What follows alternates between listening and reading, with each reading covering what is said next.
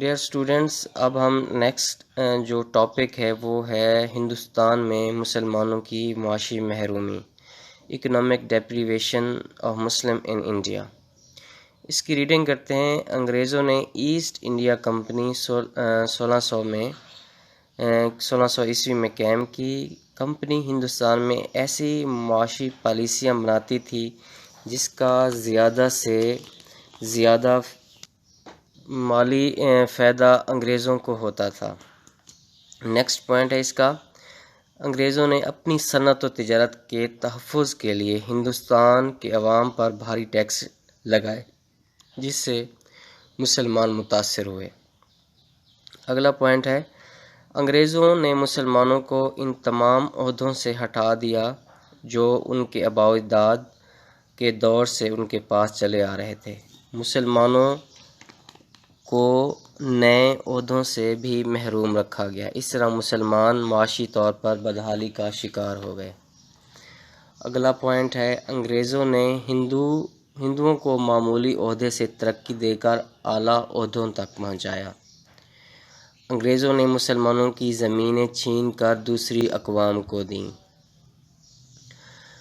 مسلمانوں کو سرکاری ملازمتوں سے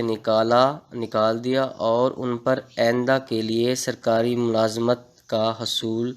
مشکل بنا دیا۔ انگریزوں کے دور میں بنگال میں امن و امان کی خرابی کے باعث مناسب زراعت نہ ہونے سے اجناس کی قلت ہو گئی۔ ان علاقوں میں موجود تمام زرعی اور صنعتی ذرائع ناپید ہو گئے۔ بنگال میں ریشم اور سوت کے کاریگر اور تاجر دوسرے شہروں کی طرف چلے گئے۔ تجارتی مال کی نقل و حمل پر جگہ جگہ محصول ٹیکس دینے سے مال کی قیمت بہت زیادہ بڑھ گئی جو خریداروں کی قوت خرید سے کہیں زیادہ تھی۔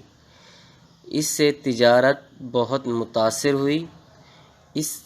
طرح دوسری اقوام کے ساتھ ساتھ مسلمانوں کو بھی بہت نقصان اٹھانا پڑا۔ ایسٹ انڈیا کمپنی کے نئے ٹیکسوں کے باعث کسانوں پر محصول ٹیکس کی شرح بڑھ گئی۔ اس طرح انگریزوں کے ہاتھوں قومی زراعت کو سخت نقصان پہنچا۔ اب مسلمان جو کئی صدیوں سے برصغیر پر حکومت کرتے آ رہے تھے، 1857 کی جنگ جو مسلمانوں کے لیے بہت بڑی ناکامی کا باعث بنی، اس کے بعد مسلمانوں کی جو حالت ہوئی وہ قابل زار تھی۔ وہ اس قدر محرومی کا شکار ہوئے کہ ان کو کھانے پینے پہننے تک سامان میسر نہیں تھا۔ 1857 کی جنگ آزادی کی ناکامی کے بعد انگریز برصغیر کے مکمل طور پر حکمران بن گئے۔ ہم نے پڑھا ہے جو مغل حکمران تھے آخری بہادر شاہ ظفر، اس کو شکست ہوئی۔ تو اس طرح پہلے مسلمان برصغیر پر حکومت کرتے آ رہے تھے تو مسلمان خوشحال تھے، بلکہ جو اور مذاہب کے لوگ ہیں تو وہ بھی اپنی زندگی آسانی سے اور خوشحالی سے گزار رہے تھے، ٹیکس دیتے تھے، ان کا تحفظ کیا جاتا تھا۔ تو مسلمان حکمران نے ان کے لیے بلکہ تمام مذاہب کے لوگوں کے لیے ایک خوشحال برصغیر بنایا ہوا تھا۔ لیکن جب 1857 کی جنگ آزادی کے بعد مسلمانوں کو ناکامی ہوئی تو مسلمانوں کے حالات بہت برے ہو گئے۔ مسلمانوں کی معاشی، معاشرتی، علمی ہر طرح کے جو حالات تھے وہ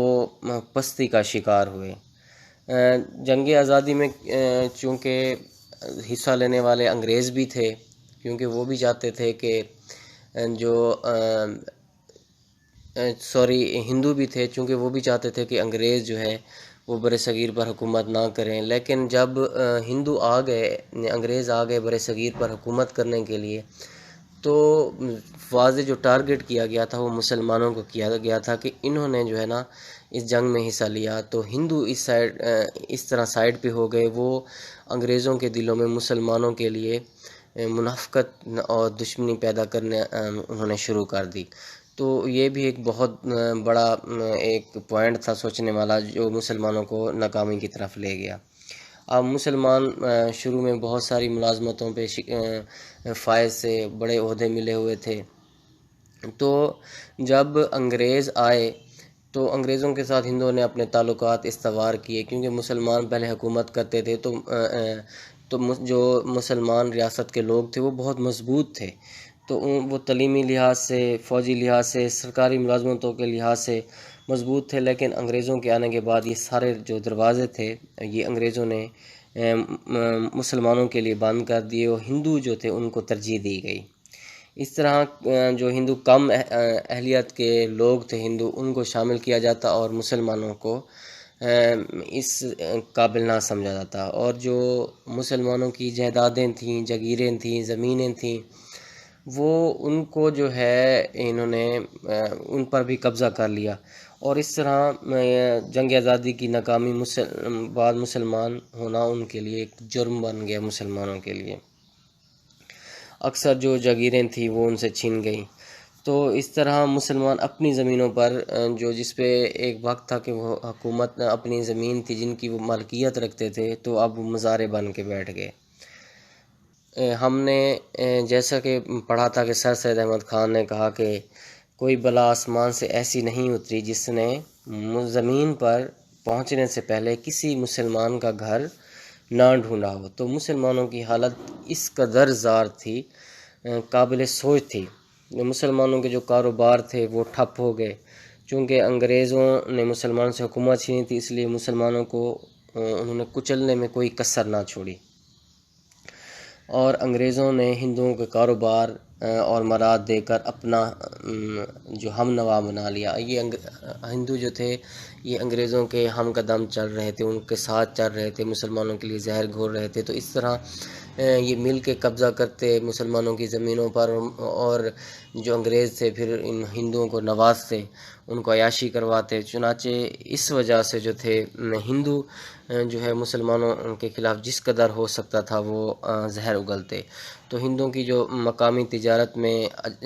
جو عزاداری تھی وہ قائم ہوئی، مسلمان کے مقابلے میں اقتصادی اور معاشی بحران کا شکار ہوئے، مسلمانوں کی ایک گھریلو صنعت ہے وہ بھی ناکام ہوئی۔ اس طرح بنگال میں جب یہ جنگیں ہوئیں تو وہاں کے حالات ٹھیک نہیں تھے، تو وہاں پہ زراعت نہ ہونے کی اجناس کی قلت ہو گئی، کمی ہو گئی، ان علاقوں میں موجود تمام زرعی صنعتی ذرائع ناپید ہو گئے، اس قابل نہ رہے کہ مسلمان اس سے مستفید ہو سکیں۔ اب بنگال میں جو ریشم اور سوت کے کاریگر تھے وہ بھی جب صاف ظاہر ان کو وہاں پہ کمائی نہ ہوئی تو وہ وہاں سے کسی اور علاقوں میں شفٹ ہونا شروع ہو گئے۔ اور ایسٹ انڈیا ایک کمپنی کا اس میں ذکر ہے، یہ انگریز جب شروع میں آئے ہیں بر صغیر میں، تو وہ ان کا مقصد ایسٹ انڈیا کمپنی شروع میں قائم کرنا، جو کہ ایک جس کا اہم مقصد تھا تجارت، لیکن انہوں نے جب دیکھا اب بر صغیر پر انگریزوں کی جو حکومت ہوتی ہے اس کی ابتدا اس ایسٹ انڈیا کمپنی سے ہی ہوتی ہے، کیونکہ اس نے جب آ کر جڑیں جمائیں تب ہی آ کر وہ بر صغیر پر قابض ہوئے۔ تو 1600 میں ہم نے پڑھا ہے کہ ایسٹ انڈیا کمپنی بر صغیر میں قائم ہوتی ہے، تو یہاں پر شروع میں جو انگریز ہوتے ہیں وہ تجارت کی غرض سے ایک سلسلہ شروع کرتے ہیں، لیکن وقت کے ساتھ ساتھ جب وہ دیکھتے ہیں کہ بر صغیر ان کے لیے ایک سونے کی چڑیا ہے، یہاں سے ہر قسم کی کمائی کر رہے تھے، ہر قسم کی ان کو کامیابی ہو رہی تھی، تجارتی کامیابی ہو رہی تھی۔ ہم نے پڑھا تھا کہ عرب کے لوگ بھی بر صغیر میں تجارت کی غرض سے آتے تھے، تو تجارت کے لیے یہ بر صغیر بہت مناسب جگہ تھی، تو انگریزوں نے آ کر ایسا یہاں پر بر صغیر میں اپنے گڑھے جما لیے، اپنے پنجے جما لیے، اور وہ ایسا کامیاب ہوتے رہے، انہوں نے ہندوؤں کے ساتھ تعلقات قائم کیے اور ریاست پر قابض ہونے کے ہر طرح کے طریقے اپنائے، اور جب ایک وقت آیا تو 18ویں صدی میں انہوں نے جو ہے جب دیکھا کہ مسلمان جو مغل حکمران ہیں وہ کمزور ہوتے جا رہے ہیں، تو انہوں نے وہ حکمرانی کی طرف چلے آتے گئے، تو ان کا مقصد ایسٹ انڈیا کمپنی کا جو تجارتی مقصد تھا وہ ختم ہو گیا اور